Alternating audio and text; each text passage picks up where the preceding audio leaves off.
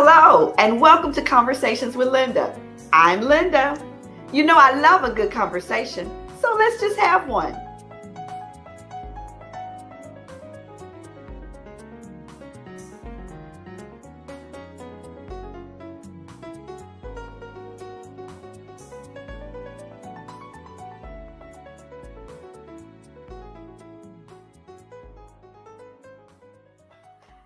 Well, on last week's episode, we had Elisa Gibson here to talk to us about keeping the girl in me alive.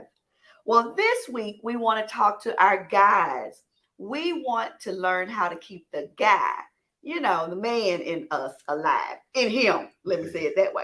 So, Conversations, welcome to our show. Our friend, one who's just a regular around here, Pastor Terrell Monger. I'm excited to be here. You might as well become a co-host because you're here all the time. That's right. I'm on standby.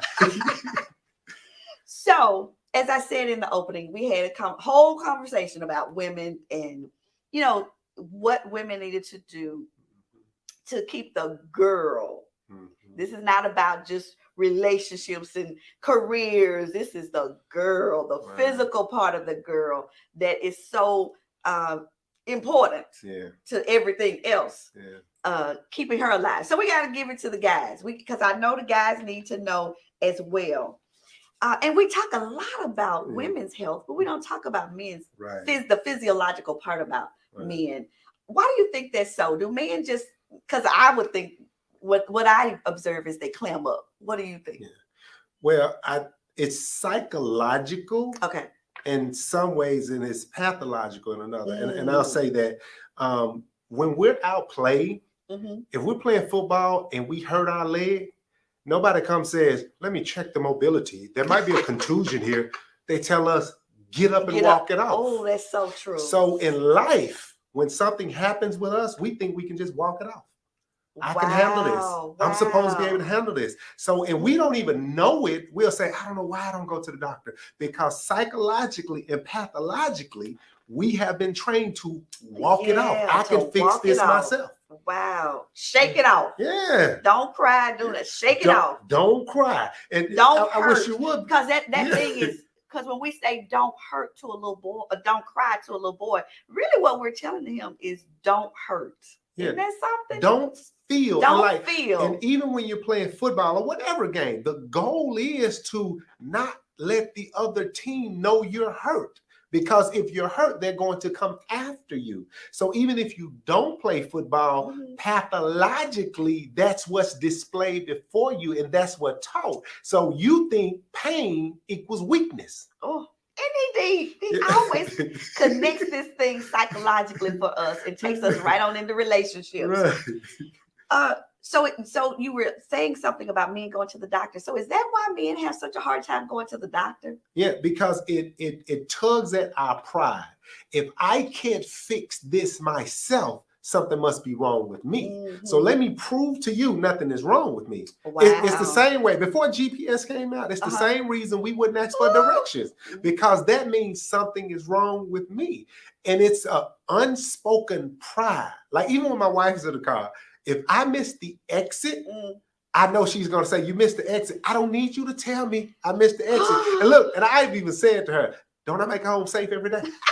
I can make it home safe. But really, there's nothing wrong with her pointing out my mistake. Absolutely but not. I'm like, I'd rather make it when nobody's watching than for you to point it out.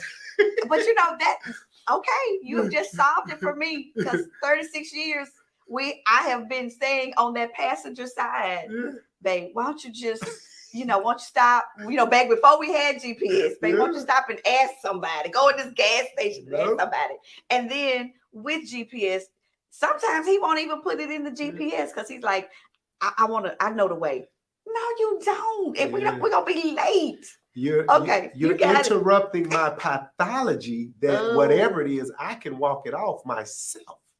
So you're interrupting my belief that I can figure it out on my own. And men don't even know they're doing it, but it's interrupting this pride battle we have going on in our head. And you're going to be dead. Because something's physically wrong with you and you have not gone to the doctor, won't go to the doctor. And by the time you go, you know, you in stage 4. Oh my God, men, go to the doctor. Go to the doctor. Get those tests done. You know, all the prostate check, all of that stuff. Because isn't that what men's health care should look like? That's what, and see, we have to, I joke all the time that we have to normalize being in love. But what we have to do is normalize taking care of ourselves. See, we're just getting into the phase where self-care is okay for us. We dare not take a day to ourselves. You're not being a man. What are you, a mental health day? What is that? You know, and so now we're just now starting to accept that taking time out for ourselves is okay. What we need to do is normalize being predictive or ahead of taking care of our health. Don't wait until your arm fall off to go say, hey, doc, I think something's wrong. I got this arm fell off. It's in my hand now. But something might be wrong. So be proactive is what we're saying. So I really don't have any rhyme for how I'm asking these questions. I was trying to put them in some type of order, but it's just a lot we got to talk about. Okay, so I'm just going to shoot them out here. Let it flow. Women feel that men go through their own time of the month, and even menopause. Is that true? Do you think that? Are you objective enough to say we go through something? Now it's difficult for me to answer that. Because I call it my Gemini. I'm a Gemini. And so I know I have one, and me, because the Gemini is like the twin sign or something. And I don't care how much we try to fight it. Now, when you give your life to Christ, you learn how to fight it with principles and practice, but it shows up. So me and my wife have coined a phrase. It's Gemini season. I like it. And so it helps her help me through it. But as a man in particular, we go through moods, but sometimes there is a reason that we don't want to share with you. I don't should I keep prying? Should I keep pressing to get that out of you? Well, I say create a safe place for me to fall short. If I'm used to you fussing at me, like Red, slow down, get off at this exit. Why would I tell you I forgot to pay that bill? Now the late charge is there. Now I'm battling with it in my head, and you think it's you, but I'm battling with my mistake that I can't share with you because I'm not safe sharing it with you because you're gonna get on me, and I don't feel like you getting on me. So I'd rather act like something wrong with you. Kitchen ain't clean. I'd rather deflect than to say, you know what, I'm disappointed in myself. So this is about men's health, but you know, I gotta put this here. Because in that place where you're saying, because you're gonna get on me, is there not a space for that person who was reminding you, go ahead and pay that bill? Don't they have to have a place to vent or something, or they just have to suck it up so that you don't feel bad? Somebody has to say, when this happens, it's probably this. So we're in agreement when the time comes, baby, is it this? You remember what we talked about? And so it is okay for it to be this. I'm not saying you have to baby us, but just like my wife, I know when her time is coming. When her time is coming, come on, kids, let's go upstairs. Let's watch Moana. Let's do something. And so the same way, when I know when her time is, I assist her in her time. We need assistance with our time, but we're too prideful to say. All right. Next question. Does a man's sex drive change over the years, and how? Because you know, when guys are young, they think they're going to have that same stamina forever. When does it begin to change? When does his sex drive? Go ahead. Now, I want to tell you, it can happen as early as your late 20s. But you always think it's not going to happen to me. I got this. I'm an energized bunny. 2-3 times a day. And that's my pride. And then, especially if you have a sexual partner that is used to you being a certain way, and that's your identity. And then all of a sudden your testosterone drop. Right. It can feel unsafe to communicate it. Now tell me about this. So when you talk about testosterone, and this could now happening in your late 20s, early 30s, is there something causing that? Do you know whether something's causing the testosterone to drop? Yeah, it can be our eating habits. Okay. It can be lack of exercise. But the challenge is it starts off physical and ends up mental. Explain Okay. that. All right. Let's say because it happened to me Okay. at 39, Uh-huh. my testosterone dropped. Okay. And my inability to perform showed up. Okay. Is that the only way you knew that your That's the only way I knew. And so I don't know how to. Yeah, no. But you like, I don't know how to communicate this. Okay. You know, no other symptoms. So no other symptoms. Now, wait a minute, slow it down. No other symptoms. You wasn't having a headache, nothing. Now there are some other symptoms. Okay. You're lethargic. You're not as energetic. Okay. You don't feel as creative. You don't feel like doing. So you got testosterone is dropping. Okay. Yeah, most men will just equate it to being stressed out. Okay. Okay. But biologically, the testosterone drop is temporary. Okay. And you have to adjust to where you are in life now. Okay. And if you're mentally stimulated, you can get past it quicker.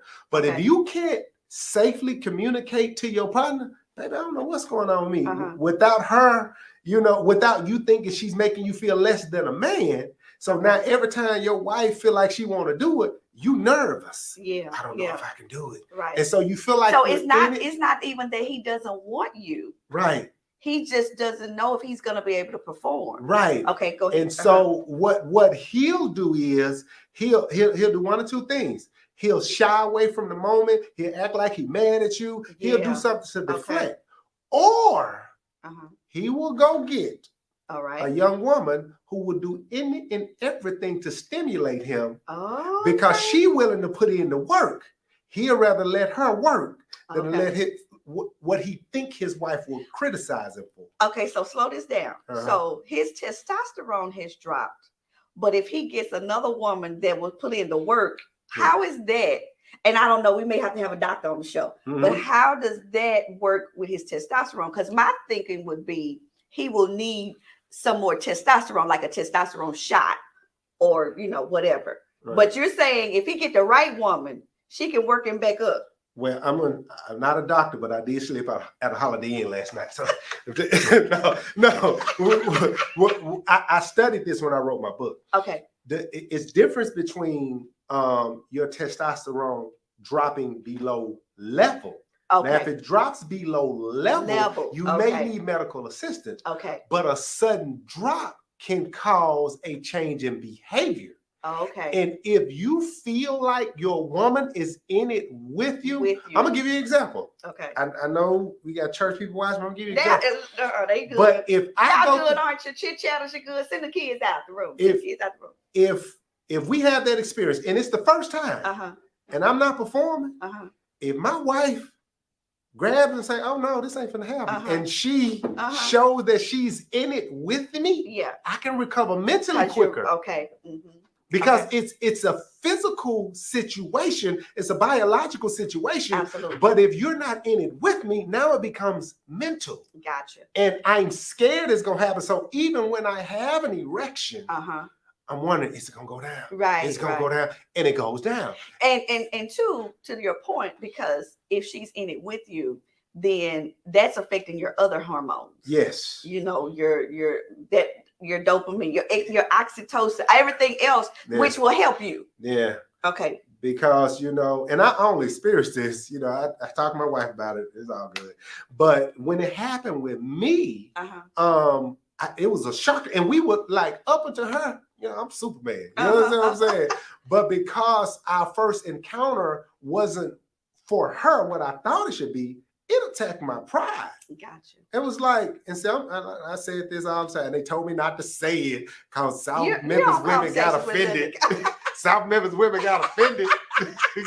So I'm not going to say South Memphis women, but I was used to a certain type of woman. Okay. And I was expecting my wife to want what those women want because that was my norm. That's a whole show right there. Yeah. There's a whole show that actually men and women need to be to come on one show and talk about that, because I think we miss one another. Yeah. You know, because we don't communicate to that degree. Yeah. Right. Yeah. Okay, so you're telling us, you know, you had a situation at 39. I was at 39. And wow. So it messed me up. So I was thinking she just wasn't the woman for me. Now she didn't care because she loved me. Yeah. It wasn't what she thought of me. It's what I thought of me. So I'm going to doctors and they got me using Ambien cream and all this, and none of it worked because it was mental. Wow. All right. Wow. And so, but when we started to communicate, and we got on the same page, and I was able to say, baby, I need you in this with me. I know it don't bother you, but it bothers me. I need this to happen. Right. Okay, wait a minute. I got so much I got to ask you about. Okay. But speaking of, because you made this you shared this example of you were used to a certain type of woman and what you were doing didn't work for her, all of that. There are women who talk about the fact that, you know, men are not as sensitive to their bodies. So, you know, like he doing stuff that doesn't please her, or he's too rough, all of those things. Who is teaching these men about sex? Where does a man learn about not just, I'm talking about how to please a woman. That's where I'm going with this. Where do men learn that? Well, let me take you back a little bit in history. When R. Kelly and Two Live Crew came out, it changed the expectations around intimacy. Okay. You actually had women start saying, I want a man that can do it all night. And they're excited. Oh, I want him to beat it up. Okay. And so if you're with that type of woman, you think that's how you perform. And it's just like if you know your way home, you can go there without even thinking. Right. But if a detour is in the road, now you have to think. Absolutely. So a woman who requires intimacy and not just sex, that's a detour.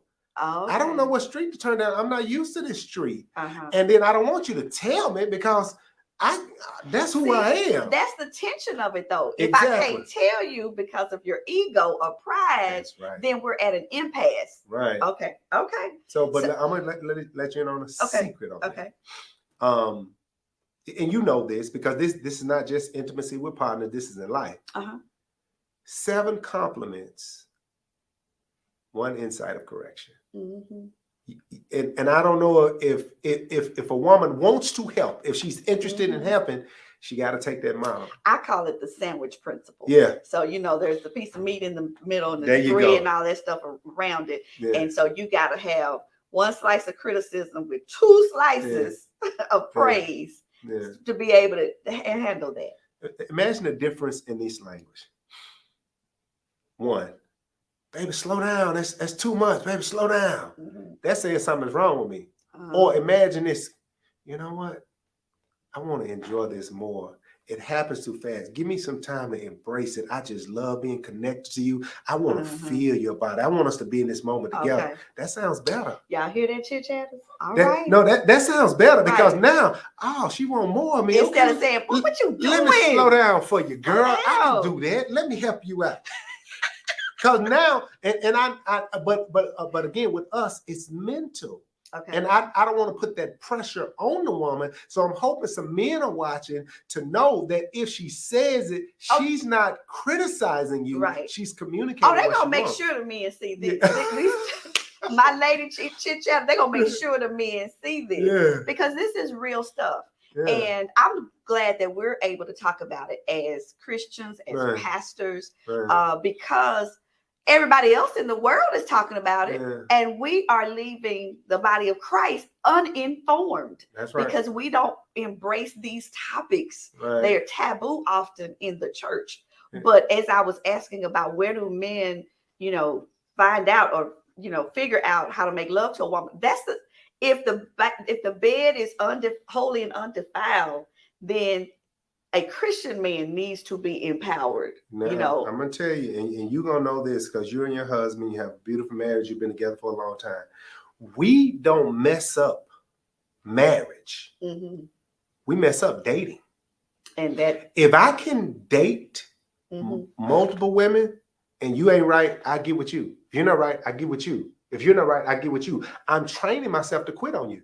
Yeah. And so when I get married, right, if it's not right, I go back to my training and dating and get rid of you. And get rid, yeah. So if we date better, we can stay married longer. Absolutely. If we take the time to communicate and figure, see, it used to be a time you sit and watch TV, you sneak and put your arm up, and you slowly rub the shoulder. And see, it's a lot of anticipation in there. But now, like the women more aggressive than the men. Yeah. They're like, look, if we gonna do it or what? Oh, that's what we doing. And so. Well, and my theory about that is women have come to that conclusion because women feel as if they're so optional. Right. I'm just an option. I'm not even a choice. He can get another woman. So let me be aggressive so I can nail this down. Right. Yeah, so it's a whole lot. We're going to take a commercial break. Listen, y'all, you do not want to touch that dial. Or your remote. We are going to be right back. We are having an interesting conversation and we're going to go deeper. Yeah. Be right back.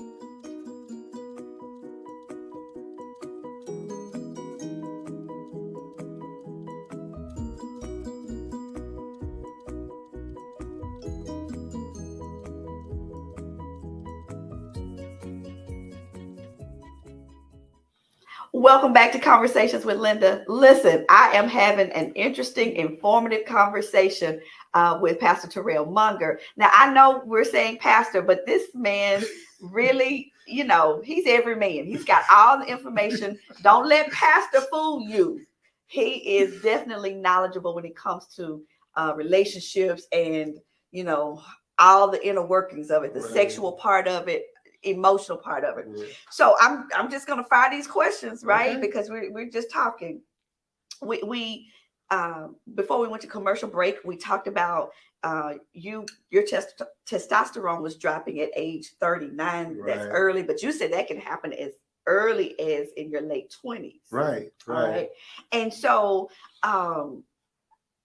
when should a man start to consider a male enhancement like Viagra, Cialis, when should they go to the doctor and say, I need some help? Yeah. Well, I'm one of the people that will go to the doctor. Okay. And when me and my wife were going through that, I went to the doctor. Uh-huh. I got one of the blue pills. Okay. And even that didn't work. So you got to understand. The blue pill didn't work? Man, that messed me up. What? That messed me up because I am so much of a thinker. Yeah. Mentally, I can imagine. The blue pill doesn't even work without stimulation. So your partner has to be actively engaged. Okay, we learned. It's not a magic pill like you go take it and it's not that. Okay. It takes stimulation. So you still okay. Yeah. All right. So for our guys, they need to know that. Yeah. Right? Because let me tell you this funny story. Mm-hmm. So my aunt told me this story a long time ago. Mm-hmm. She was saying that her partner, now these are some older people that's having this experience, and she was wondering, they were getting ready to make love, and he went to the bathroom, and she was wondering what was taking him so long because he wasn't coming back, and she came to the conclusion that he was in the bathroom with that blue pill, taking the blue pill and waiting for it to work.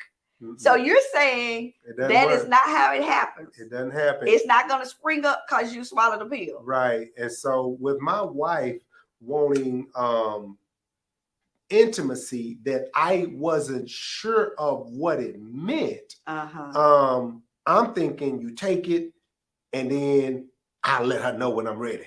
Okay. Well, waiting on to let her know when you're ready, it still don't get ready. It takes two people stimulating each other. Okay. And so what happened is after we started communicating and really taking time to say, it don't matter if we have sex or not. Let's enjoy each other's company. Yeah. And so, and I was thinking, oh man, I should have took a pill. And I was like, but I don't want to mess up this moment. And next, without the pill, everything's right with the world again. But for real, that's how I felt. Because I was half depressed. Wow. Because this had been my identity. Yeah. It was like, if I can't do nothing else right on earth, I can do this. But you know, that's interesting. It is really interesting because as we're talking about men's health, we're not talking about their hearts. We're not talking about, if the lungs. We're not talking about the kidneys. We really are talking about the sexuality of a man because that is so important to a man. But I'm going to tell you, during that time, it was a risk of having a heart attack taking those pills. Yeah. And men will rather die a heart attack that than same not man, have sex. What you said, that man I was just giving you the example about with my aunt. He died with a blue pill on his tongue. For real. But I'm telling you, people were willing to risk their life to get their identity back. They're laughing at me, but it's so true. It's a true story. But it's true. And so me being, I exercise, I try to stay in shape. I've been slim my whole life. I've been in shape my whole life. So even the fit man could have. You can still have those problems because it's not the issue may be physical, but after that, it's mental. Okay. It's mental. So once we got on the same mental page, I don't want to give too much information, but I knew I was healed when we had 3 in 1 day. Look, we had 3 in 1 day. I was like, thank you, Jesus. I was going to jump off a bridge. This wasn't working for me. And so we think we need the pill, and I don't want to negate it. I don't want to. But it's not the pill. It's the connection. It's the commitment. The woman can make him feel like something is wrong with him. Can make him feel like it's not important or he's by himself. Yeah. It has to be an intimate thing, saying, baby, whatever happened, we're going to enjoy this moment. Yeah. If I have to help you, if I have to go get some lotion myself, we're going to enjoy this moment. Gotcha. And if the woman has that mindset, he get his superpowers back. And the kryptonite leave. Gotcha. But it's interesting that you're saying that because just still talking about this sexuality piece, I hear so many women, especially young women, when they first get married. Now, it doesn't even matter what they were doing before. When they get married, they start to complain. He wanted every night. Am I supposed? Is this? I have to run and hide in the bathroom. What should a woman expect? Okay. Getting married, a man that's not having erectile dysfunction in a situation like that. But should a young woman expect that? Because I don't know that we understand a man's sexuality, his libido. Yeah. Talk about that. Yeah, and it's a proven fact. Okay. That men think about sex every 2 hours. Get out of here. We do. We think about it. And it's some men. That's why you can't remember to put that trash out. See, yeah, we too busy. Hey, you put some panties on the trash can, we might be in the garbage can. But we do. And the average, they're saying women think about it anywhere between every 7 and 12 hours. Okay. You know what I mean? Do you think about sex women every 7 to 12 hours? And guys, do you think because the people behind the camera? Yeah. It's not for everybody, but it's average. I've read that. Yeah. That's so interesting. Yeah. So what did God expect for us to do? See, if the man is thinking about it every 2 hours and the woman is 7 to 8 hours, how do you find a meeting place? You have to take your sexual energy and use your imagination. Okay. If you think about it every 2 hours, think about doing something every 2 hours that's going to lead to it. For instance, if I'm thinking about sex, hey baby, just thought about you. Won't say I love you. Okay. If I'm thinking about sex, hey baby, you need anything from the store? Gotcha. You think about sex, hey baby, do you need me to pick up the kids from school today? Okay, so listen to that. You have to put, and you haven't even mentioned sex. Yeah. You have to put an intimate act with every sex thought. Okay, an intimate act with every sex thought. Yeah. Oh, you helping these men. Yeah. Come on. So every time you think about sex, don't run to porn, don't run to another woman. Say, man, I'm thinking about sex. Let me let my wife know I'm thinking about her in a non-sexual way. So when he asked me, do I need him to stop at the grocery store? He wants some. Oh,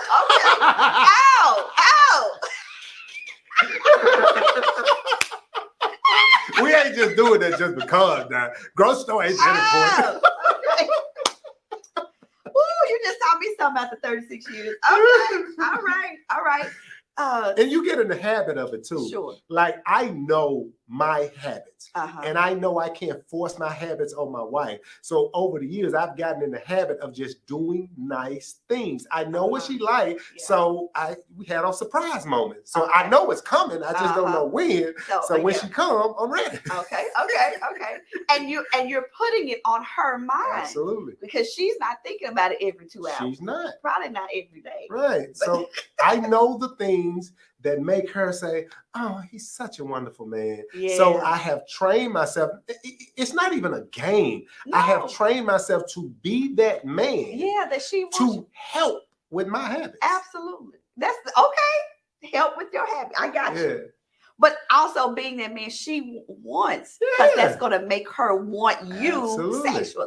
Absolutely. All right. Okay. Last week on the show, we got into sex toys because that's a big thing, you know. It's been around, but it's just kind of got this resurgence. Yeah. Does that, when we talk about men's pride and ego and all of that, what are your thoughts about that? Because women are really, really into it, saying, you know, hey, I'll just go on into the other room and handle this. I don't even need him for this anymore. What are your thoughts about that? Well, I'll say, I have an answer to the woman and to the man. Okay. To the woman, I'll say, it's going to interfere with the intimacy you say you want. Okay. You tell us it's not just about sex, but you telling the toy it is. Oh. So the toy don't have to work like us. Yeah. So you're going to let the toy get what we want, and the toy ain't did nothing for you. So why should I do something for you? Okay, toy ain't paying no bills. You understand what I'm saying? Okay. So that's one of the things where that's where the toy comes into play, because the toy get privileges I don't get. I got to work for mine. Yeah. I got to ask you if you need something from the grocery store. Right. You know? Right. And so, but for the man, I'll say, if you can do that, me being with you is probably going to feel like when it's time me go to the restroom, I'm just going to get one. I'm just going to get one. But if we try, and this is the thing, training is not a bad word. Yeah. We have to train each other to be in the same type of intimacy. Gotcha. Because it used to frustrate me in marriage sessions when people say, well, intimacy is more than just sex. Well, you make it sound like sex is a bad thing. You know what I mean? I got you. And hear these other women saying, shoot.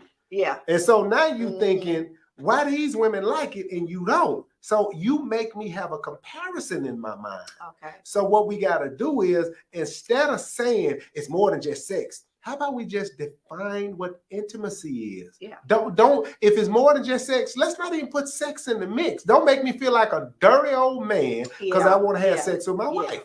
Yeah. You know, let's just leave the conversation. You know, baby, I just feel so special when you just rub your arm, hand down my arm. Really, baby, do it.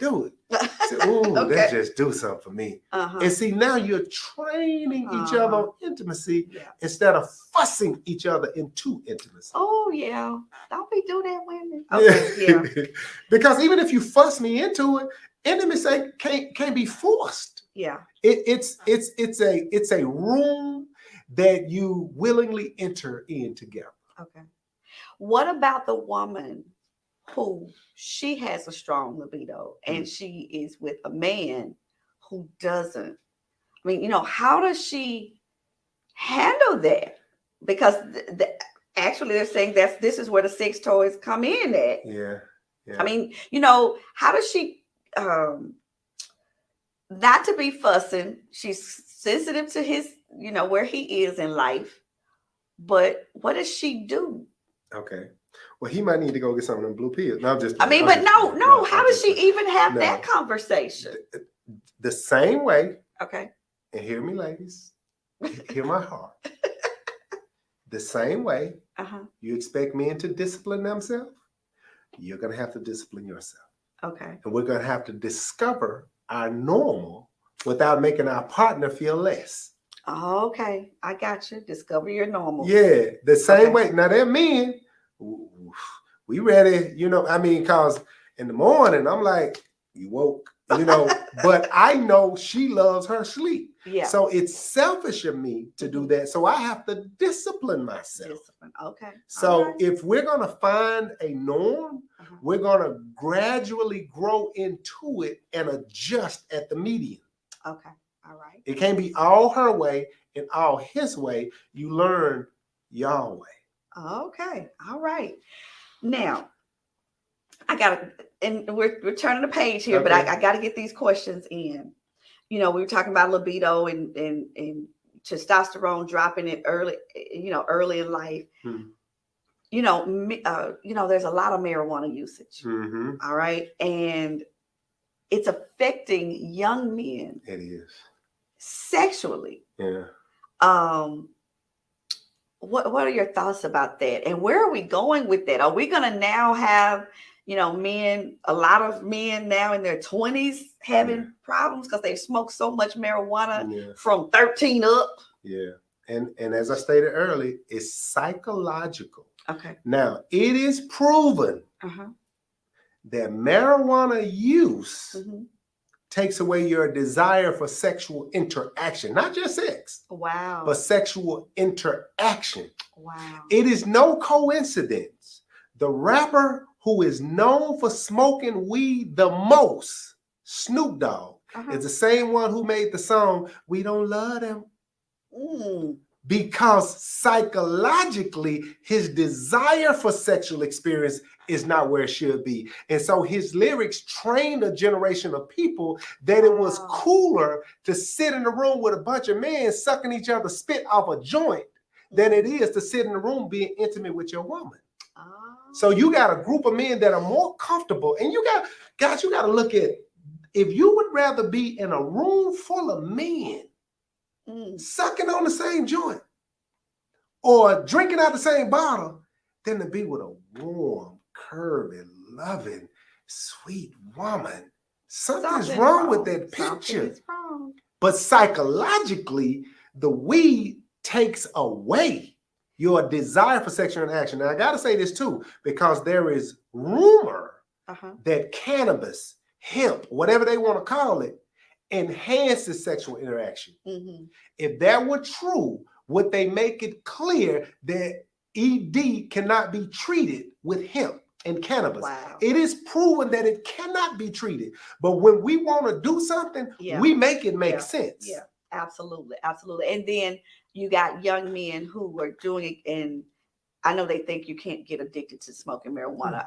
I argue that point. But anyway, and then it sneaks up on you. You don't know that you're going to end up having that problem because you're not informed like we're trying to inform today. Absolutely. It's the same conversation that people had with alcohol. I can stop when I get ready. Oh, yeah. Now they're using that same phrase with weed. Absolutely. And check this out. And the issue is, if smoking weed is about health, why aren't you as passionate about exercise? Yeah. Why aren't you as passionate about eating right? If it is about health, now you will die on the vine for the weed. But when you talk about high blood pressure, when you talk about heart issues, when you ain't promoting exercise more. Right. You're not promoting eating right. You're not promoting weight loss. You're not promoting any of the things that could help, but you act like weed is about health. If you were really about health, it'll be about other things along with health and not just you getting high. That's so true. So true. Okay, before I go to commercial break, boys are trained or not trained, but they're indoctrinated in a sense through just talk to sow their wild oats. Right? Is it for a man that variety is the spice of life? I mean, because when you talk about sowing your wild oats, you're talking about, have variety before you settle down with one. Is that where that whole idea comes from that place? And is it going to be possible for a man to be satisfied with one woman sexually when he fulfills this sowing his wild oats and all that? It started with a historical fallacy. Okay. That you need to get it out your system so you can be faithful to your wife, as if you can run out. Yeah. You can't run out. Right. So that was a historical fallacy that turned into a pathology. Okay? And so many men bought into it. Yeah.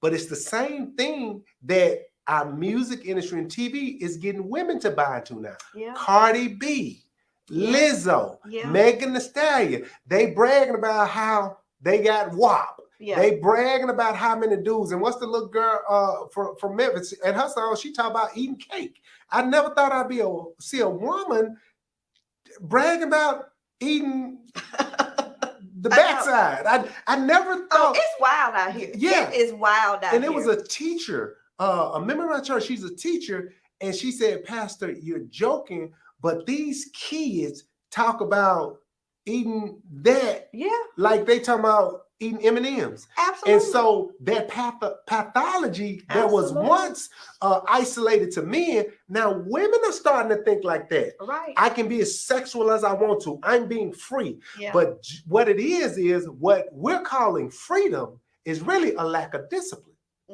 And so after you've been with and a lack of knowledge, because you don't know what last week's show, we talked a lot about about where this leads to later on in life, because they're talking about now other physical diseases, issues coming about from what we're doing in this freedom of sex. Yeah. And I'll say this, because everybody watches your show and I got to be careful what I say, but let me say this. It is possible to run into a person that has a sexual trauma where she wants to emotionally connect, but she cannot. Because of that sexual trauma, she's perverted the act of intimacy. Wow. So what she called good sex is reenacting traumatic experience. Oh, you've gone to a deep place. Yeah, and so she think it's good sex, but it's her trauma. She's saying satisfy my traumatic experience, but what she really wants is intimacy. But she keep reenacting the trauma, the rape, the misuse. So even though I love you, I'm telling you to misuse my body because that's what I'm used to. Absolutely. Look, we're going to take a commercial break. Y'all hang on because we're coming back because we got more questions and more conversation to have. Yeah.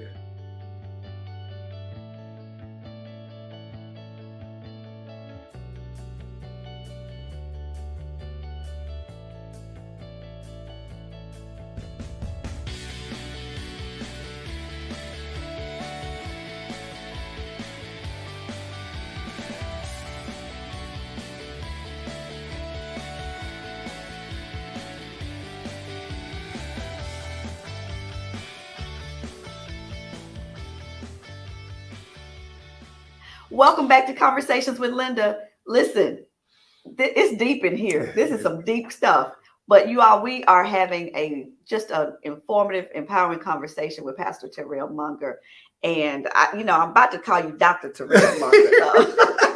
Prophesy. Right. Oh, I can't stay there long, but you really just, before we went to commercial break, that piece of reenacting trauma, especially sexual trauma. Yeah. You find that in children. Yeah. That children who are aggressive, sexually aggressive, they can be 6-7 years old. I've seen it. Yeah. But they don't know. Right. But it's because of something they've been exposed to. Absolutely. They've been molested. They've been fondled. Absolutely. And just out of the trauma of that. Yeah. Instinctually, they start to desire something that because of the trauma. Y'all really need to give that consideration. And they think nothing is wrong. They don't even think because I'm with a man. I don't understand what's happening, but it's the same perversion. It's just legal perversion. Oh yeah, that's so true. It's legal perversion, and you got some people who get married just so they can have legal sex. Absolutely. Yeah, the no vision, no planning, no future in mind. No, just so they can have sex, just so they can be right with God. Conscious-free sex. Right. But what you're saying also is that that can be taken into the marriage bedroom. Yes. And now this because I've in counseling you see all kinds, you talk to all kinds of people, and some of the issues behind those bedroom walls that they're having sexually can be because of one or both have had some sexual trauma that now they are bringing to that bedroom, wanting to be played out. Yeah, and when you normalize perversion, because I've seen this happen, when you normalize perversion, you will get so comfortable with each other. And I talked about this in my book. You'll get so comfortable with each other that you'll invite another partner into your bed. Oh yeah, that's big. And then get shocked when the man leave with the partner.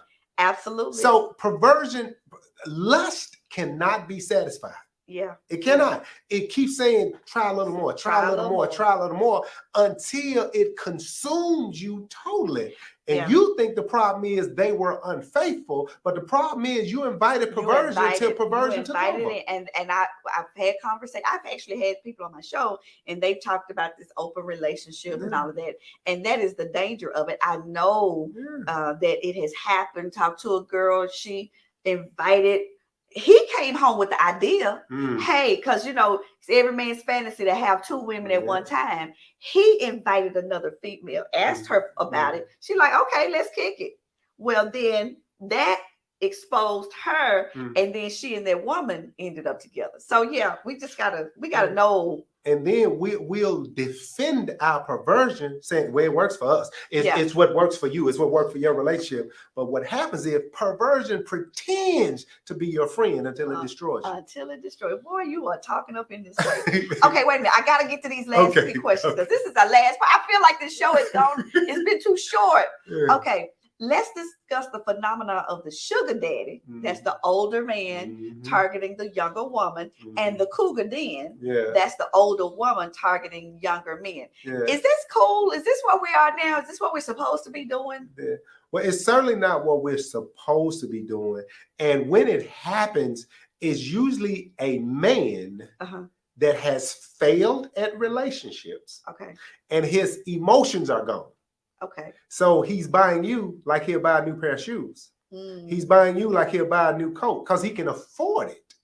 But what happens, the young lady thinks she's running game on him and playing him. But what he's doing, he's buying you. That's all he's doing. And so what happens in his mind, he owns you.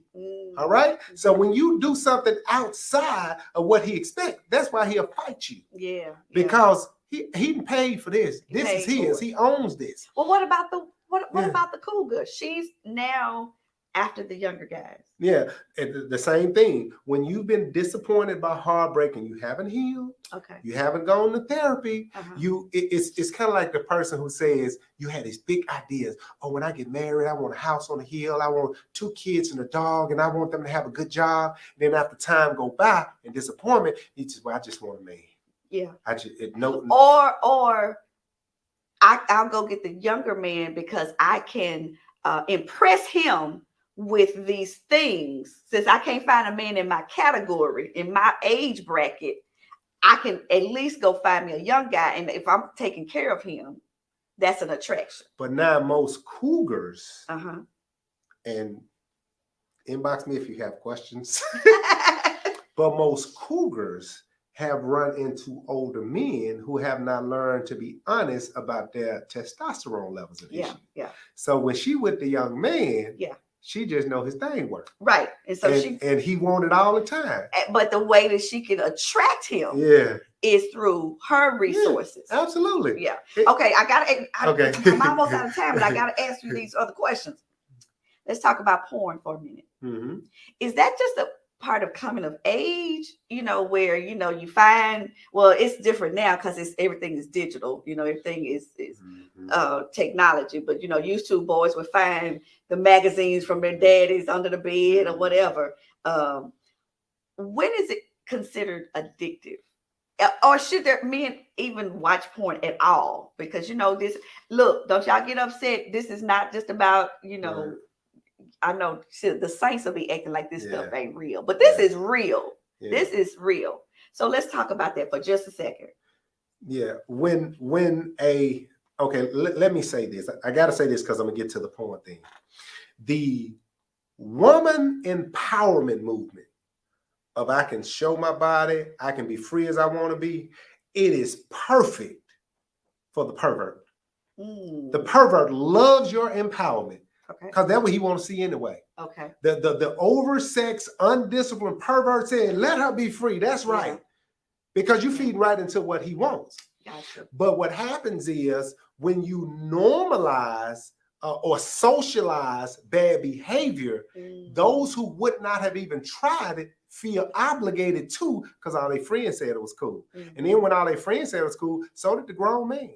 So did Two Live Crew. So this is a part of manhood. But nobody tells you when you have your first wet dream around 13 or 14, somebody need to explain that to you because it introduces a feeling that you don't know what to do with it. Matter of fact, you think something wrong with you if nobody talking to you about it. You're like, what is that? Yeah. And you have a desire to experience it again. Okay. And if you mess around and connect with the wrong person, and usually if you 13, 14, the person who you get with is probably thinking wrong anyway, because they're not trying to save themselves or keep themselves. Right. You define that as what the experience is. Okay. But if they don't know, you feel like watching porn is a tutorial. Okay. I'm just watching it to see how it goes. Gotcha. So you're learning wrong information and defining it as the right way to do it. Yeah. So back to my original question, where are men learning sex education? The tutorial is porn. But curiosity they get addicted though. Yeah. Curiosity is the thing, the curiosity kill the cat. Yeah. Curiosity is the thing that draws most young men to it. Right. But once it becomes socialized and normalized among their friend, the dopamine, it feeds the dopamine. The same way you keep checking your phone and look at Facebook, the same way, that same dopamine keep running you back to that experience. You could have been just had a great moment with your girlfriend or your wife, but that dopamine said, but you still got a little left in you. And you'll go up to the bathroom and take care of yourself. But you don't realize it's sliding deep and deeper into an abyss that you can't get out of. That you can't get out of because men are addicted. I mean, all during the day, trying to work, but yet, I mean, And if that becomes my sign of completion, if that becomes my climax, why do I need to ask you if you want something from the grocery store?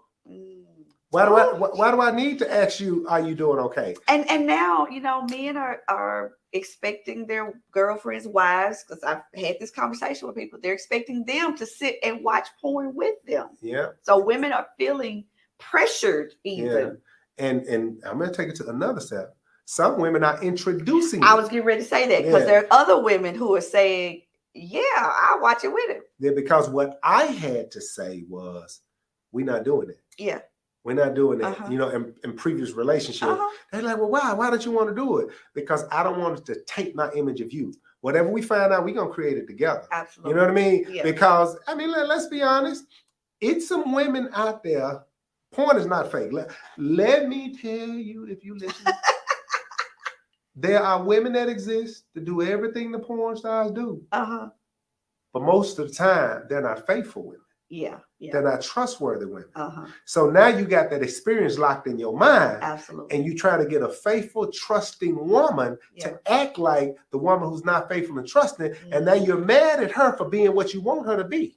Wow. Instead of just creating what intimacy means to you, there is a way to not do all those tricks and still be fulfilled because you found your intimacy room that you go into together. And let me say, in some of there have been shows on or whatever that have interviewed women who do porn, and they talk about the drugs that they do as well. Yeah. And so you're expecting now this woman who is your spouse or whatever, and she doesn't do drugs and all of that to take her to that place. Yeah. Right. So it's a whole lot. Okay, let me ask you this.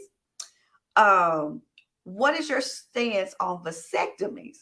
And I ask you this because we just had Roe versus Wade overturned and all that. And one of the things that women are saying is, they put all the pressure on women to have sex, but not get pregnant, take birth control pills. And if something happens, then I can't have an abortion. And this is not about whether we believe in abortion or not. This is really about the vasectomy piece. Right. Because even in marriage, sometimes the couple doesn't want to have any more children, but the wife is forced to get her tubes tied versus the man in the vasectomy. What's your thought? Well, I'm fertile. Okay. I got 5 kids. And the 5th one was a gift from God. It was God's surprise gift to us. And so at that time, we weren't ready to have any more kids.